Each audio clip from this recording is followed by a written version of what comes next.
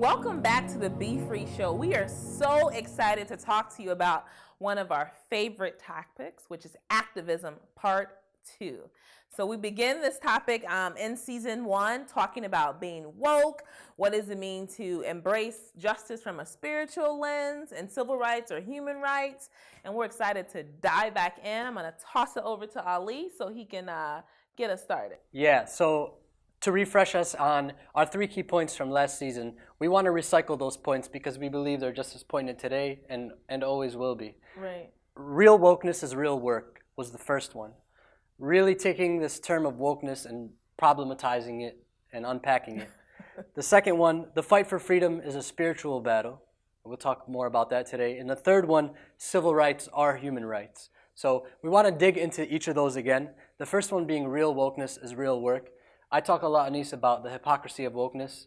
I've spoken to you about this, where I feel like oftentimes we take what we believe represents wokeness in society, a level of consciousness, of caring about social issues, and we use it as a way of building social capital. So we'll only take it so far. And what I mean by social capital is popularity, getting likes, getting retweets, getting whatever it is, but not actually having the tools or the full intention of putting into action, putting into practice the things that we're talking about, which is problematic, of course.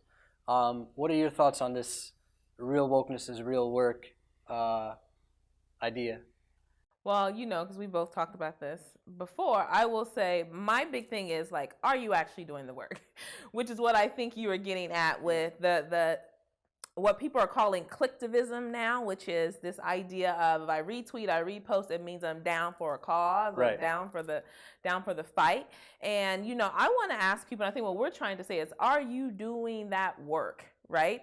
And to me, work stands for many different things. And we talked about this in season 1, is that we need a multitude of people from various professions, backgrounds, passion levels to actually be in this fight for justice, right? So whether you're an artist, a legislator, you're a teacher, you're an entrepreneur, there is a lane for you. Right. And when we say, are you doing the work, we're asking you, when you think about the field that you're in, and when you think about what do you do on a day-to-day basis, what is an area or an issue that you can take up and advance equity and justice in that particular area, right? How do you use your influence to bring about a greater level of freedom and equality? Yeah. Within our particular society. And, sometimes I think we feel that doing the work means you have to join a march that's happening. I don't agree with that. I think we all have different lanes that we can play, but if we collectively use each one of our roles to do an action towards justice, then we will begin to shake the bells of justice and get the society that we want. Absolutely. I took a course at Harvard Divinity School called Capitalism in Crisis, and it was probably the coolest elective I took at Harvard. The class was comprised of people from all across Cambridge who were really, really on the ground activists doing the work in the trenches, most of the people in the classroom. But we were reading people like Karl Marx and different philosophers and digging deep into ideas of revolution and things like that. I ended up writing a paper on this book called The End of Protest. I'll get to that in a minute. But the point I wanted to make was that towards the end of class, our professor made a kind of closing speech. And one of the things he said, because we spent so much time reading Karl Marx, was that revolutionary looks like a lot of different things. And for this man, it was him spending hundreds of hours in the library in solitude reading text. But I think the important part about Karl Marx's activism is that he then took that text and put it back into, regardless of where you sit on, Marxism, undeniably, this was a person who cared deeply for humanity and was trying to put together frameworks that would guide the thinking and guide the activism of other people. So I think a rich example of, to your point, how it can look like a lot of different things. Yeah, and as we think about this idea of the fight for freedom is a spiritual battle, and we want to start to shift from an I to a we. Yes. Right, that's the question that we're adding this time around. going from I to we. Yeah. And I think Marx is a great example of, he was very much so in the I with the studying and the learning, but he turned that into a we by gifting society with the framework for tools to think about how do we truly enact justice from a non-capitalistic lens. Yeah. Right? And for me, I think about this quote from Bell Hooks that I learned when I was in graduate school about 12 years ago. And the quote is, resistance begins with confronting pain, whether it's yours or someone else's, and wanting to do something to change it. Yes. And that's a really powerful quote to me because, you know, I said this in one of our 1 minute videos. It really highlights this piece that, you know, even if I am not, for example, an Arab American male in the United States, but I understand the challenges, or I see on TV the challenges that are faced by Arabs in the United States and the way they are mistreated in the United States. Me seeing you being mistreated and us being a part of a greater, for us being a part of a greater humanity should sort of stir in me some idea of wanting to remove that pain from you. Yeah. And I love that quote because it shifts us out of not only caring about our own thing, but like what's going on with people around us and how do we help them live in a world where they feel like they can have, you know, safety and freedom. Right. And yet, on the other hand, just a few minutes ago, you were saying how not everybody could take on every topic, right? And so really, you got to follow your passion to know where it is. But I'm also hearing you saying when that passion leads you into a place where you see intersectionality of different people's issues, how can you start then to act on it? And I was, telling you earlier about this book that I'm reading by Angela Davis. Shout out to my friend Mariam for recommending. It's called Freedom is a Constant Struggle, and it discusses a lot of the intersectionality across these issues, Ferguson, Palestine, and the foundations of a movement. And one of the things she says is, I can sit here and give the most eloquent speech about why Palestine is among the most oppressed areas in the world, and its people are amongst the most oppressed in the world. And unless people see themselves in the struggle, it's not going to activate them to want to do something about it. And so she offers, as an example, if people knew that the way that the U.S.'s police has been militarized is partly through the assistance of Israeli military that is being funded by the United States, and that part of what we saw in Ferguson when, this police force turned into a militant operation and started, killing people, people start to see the through line now, start to see, oh, wow, this is, when people say, Ferguson and Palestine is the same struggle, I'm actually now seeing the direct connection between it. I'm starting to see myself in the struggle. Right. Wow, so powerful. You got me thinking about so many things in my mind. And I want to say two important things. Number one, I think she definitely has a point about being able to see yourself in the face of the struggle of someone else. About 2 years ago, I took a trip to Israel with a group of students from the Harvard Kennedy School, and we also visited Palestine. And being there, I witnessed what I experienced to be one of the probably most dehumanizing experiences to a Palestinian, a disabled Palestinian man and woman. And at that moment, it took me back to like what it must have been like for Black people, before we had the Civil Rights Act. And then I was with some other folks who were on the tours, and they were from South Africa, and it sort of took them back to feeling like apartheid. And it was at that moment that like my heart, not that I didn't have a heart in the beginning, but it was like, oh my God, I'm like reliving something that my parents have experienced, with my dad being from Ghana and having experienced colonization, and then also, with my mother being a Black American, and it just sort of hit me.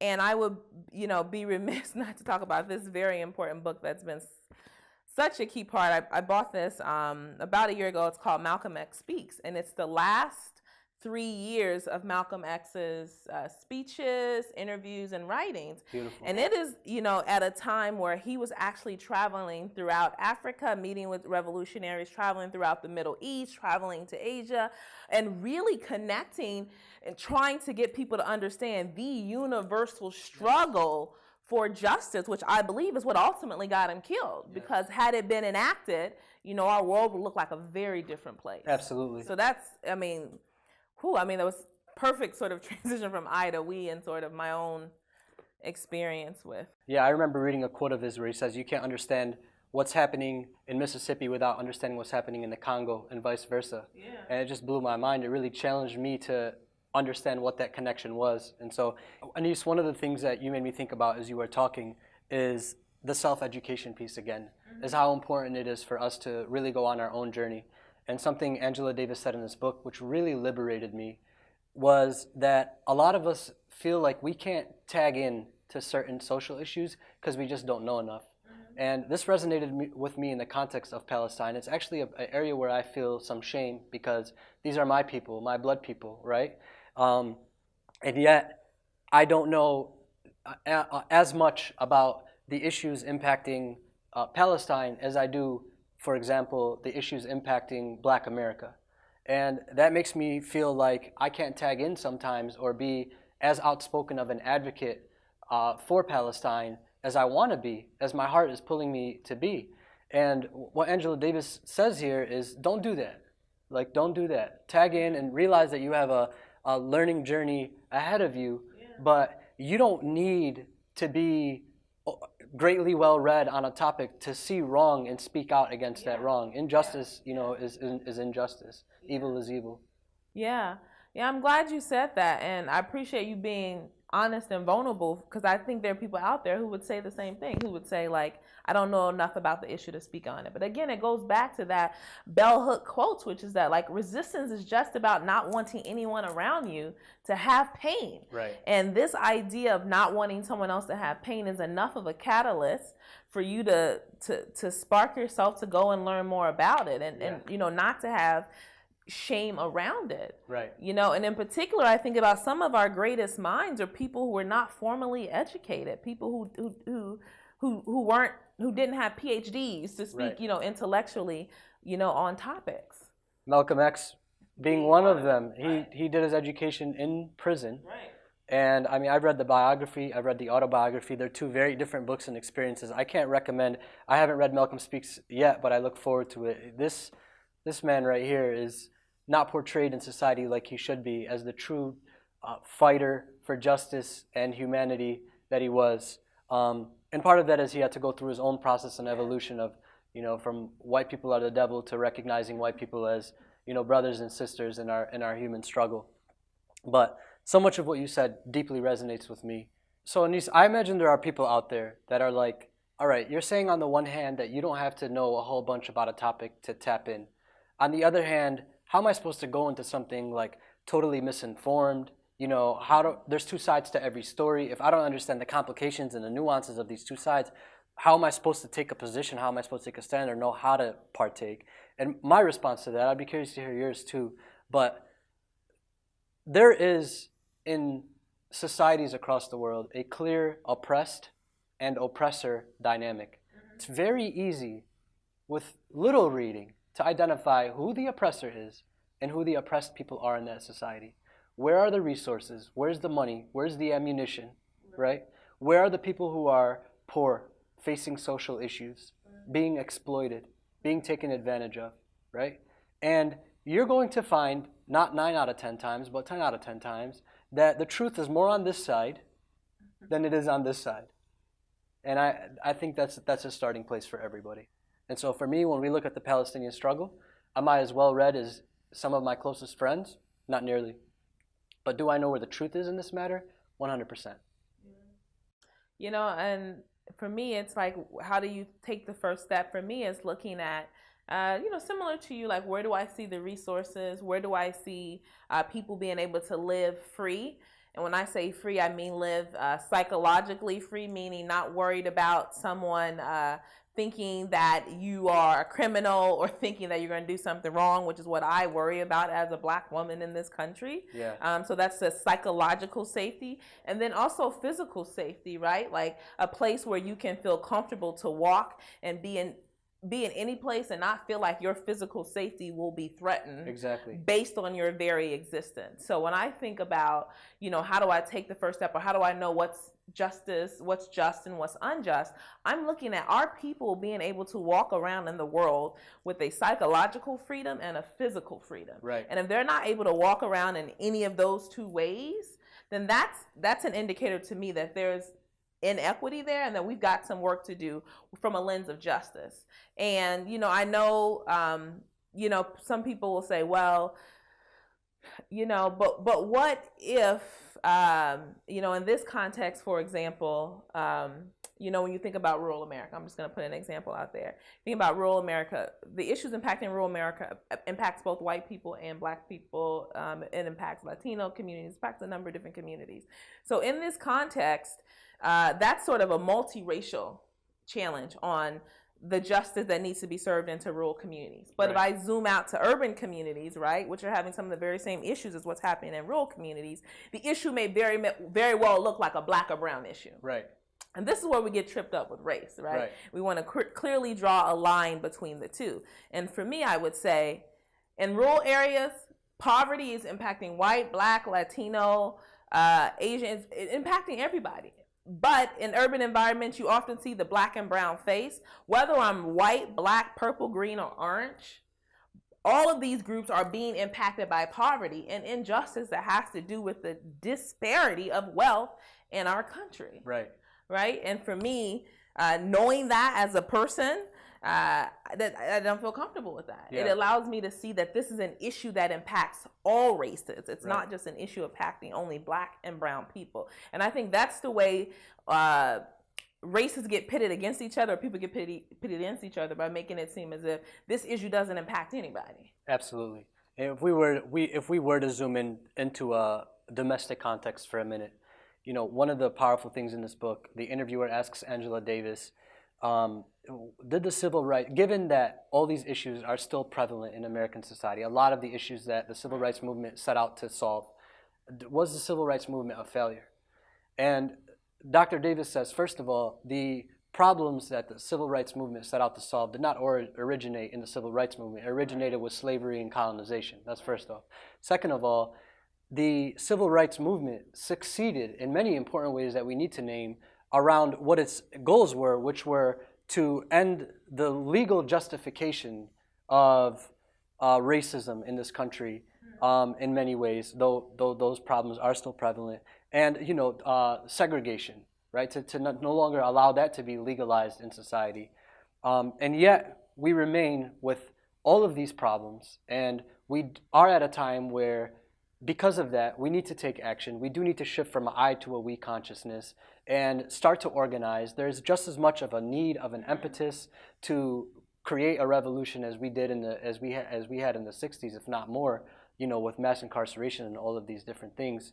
And books like this, The End of Protest, A New Playbook to Revolution, written by Micah White, really start to push us to think about what does that look like for today's society? What does that look like for today's generation? And what are the assumptions we need to blow up? Like, if we just get enough people in the streets, the government needs to bend to our will. Well, that's not true, right? We need to be more thoughtful and strategic, and that's how they were, back then, when in any society where real change has happened. I think you raised a really good point with this idea of blowing up our assumptions about what does it mean to protest, what does it mean to move social justice at this particular point in history. And Micah White also does a good job with that. And this really brings up our last point, which is civil rights are human rights, and how are we giving people what they're due, right? Why are we still having conversations about legislating rights as to who I should marry, or rights on when people can vote, how often people can vote, and the time frame that people can vote in?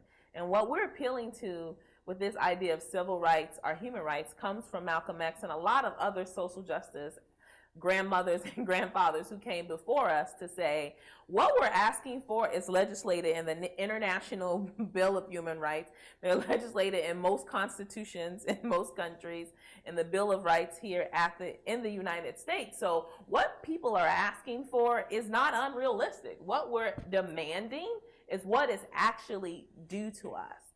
And the time is now. Yeah. The time is now. The Yeah. time is now for people to be given their right and their due. Absolutely. We hope this sparks thoughts, or emotions in you.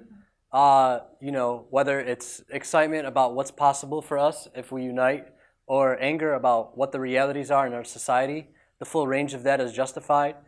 Find us anywhere online at Be Free Show to continue this dialogue. We really hope that you'll engage with us on this issue of activism. Until next time, we love you. and be free.